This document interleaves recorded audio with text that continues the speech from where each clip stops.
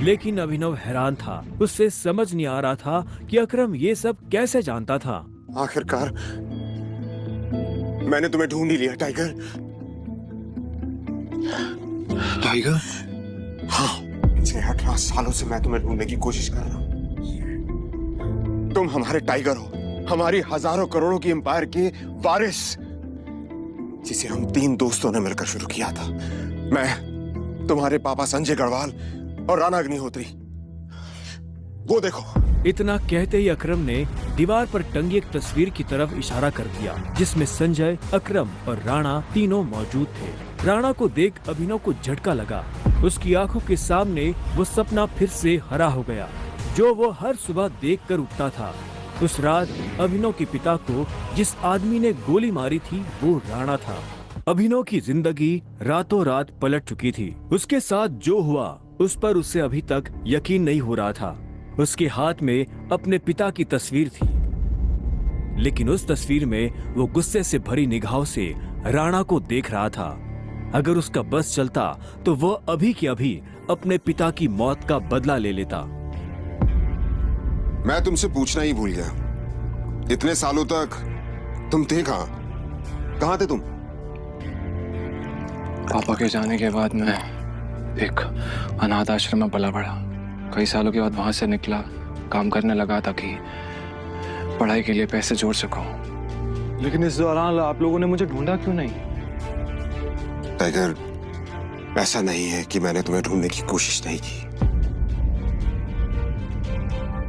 जैसे कि मैंने तुम्हें बताया कि तुम्हारे पापा के जाने के बाद माफिया वर्ल्ड में अफरा तफरी मच गई थी। हम उसे भी संभाल रहे थे और तुम्हें भी ढूंढने की कोशिश कर रहे थे, लेकिन वक्त के साथ साथ तुम्हारा चेहरा भी बदल रहा था, इसलिए तुम्हें ढूंढने में बहुत मुश्किल हो रही थी। फिलहाल अब तुम मिल गए हो। अब तुम्हें देखकर मोंटी और बाकी सब लोग बहुत खुश होंगे।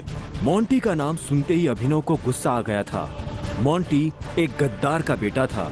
अभिनव ना तो उस गद्दार के बेटे से मिलना चाहता था और ना ही बात करना चाहता था। लेकिन पापा ने तो मुझे कभी इस माफिया ग्रुप के बारे में कुछ बताया ही नहीं। वो चाहते तो मुझे बता भी सकते थे। तब तुम बहुत छोटे थे, शायद इसीलिए संजय ने तुम्हें इन सब चीजों से दूर रखा। लेकिन मेरा यकीन मानो, मैंने तुम्हें ढूंढने की बहुत कोशिश की। अब तुम मिल गए हो तो मुरझाया हुआ द माफिया किंग फिर से जिंदा हो जाएगा। चीयर्स। अभिनव के मन में कई सारे सवाल उठ रहे थे। उसे समझ नहीं आ रहा था कि राणा का राज अकरम और बाकी लोगों को पता क्यों नहीं चला, और क्यों एक गद्दार का बेटा अभिनव की गद्दी पर बैठा हुआ था। इससे पहले कि अभिनव अपने आप को कोई जवाब दे पाता, अकरम उसके पास आया और उसने अभिनव को 50 करोड़ रुपए का एक चेक थमा दिया।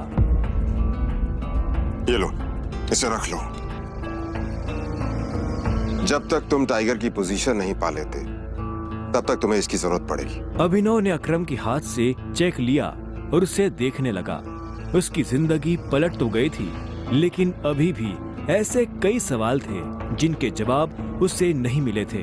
एक बात और, तुम्हारी असली पहचान के बारे में फिलहाल किसी को कुछ पता नहीं लगना चाहिए। इसलिए अभी तक जैसे जीते आए थे वैसे ही जीते रहना, समझे?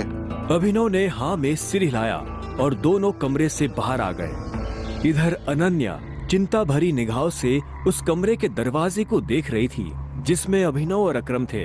वो ये जानने के लिए बेताब थी कि उन दोनों के बीच अंदर क्या बात हो रही थी और अभिनव को आने में इतनी देर क्यों लग रही थी। लगता है आज अभिनव अपनी दवा चखेगा। वैसे कितने दुख की बात है ना, शादी के बाद बेचारा ऐश करने से पहले ही मर जाएगा। ये सुन अनन्या को झटका लगा। वो जानती थी कि अकरम के लिए किसी को मारना कोई बड़ी बात नहीं थी। अकरम सर इस जैसे गटर के चूहों को बर्दाश्त नहीं करते हैं, साफ कर देते हैं। देखना ये भी नहीं बचेगा। इसे कहते हैं शादी करके मर गया, वो बात सच हो जाएगी ये। अनन्या को ये सुनकर बुरा लगा। कोई इंसान किसी दूसरे इंसान की मौत पर खुश कैसे हो सकता था? प्लीज एटलीस्ट उसके बारे में इस तरह से बात तो मत करो। तो कैसी बातें करें? जिसके जैसे लक्षण होते हैं ना, उसके बारे में वैसी ही बातें होंगी। देवेन सही कह रही है वो, बिल्कुल ठीक कह रही हो। हमें उसके बारे में ऐसे बात नहीं करनी चाहिए। वैसे भी मेरे दादाजी ने कहा था कि मरे हुए लोगों के बारे में ना गलत बात नहीं करनी चाहिए।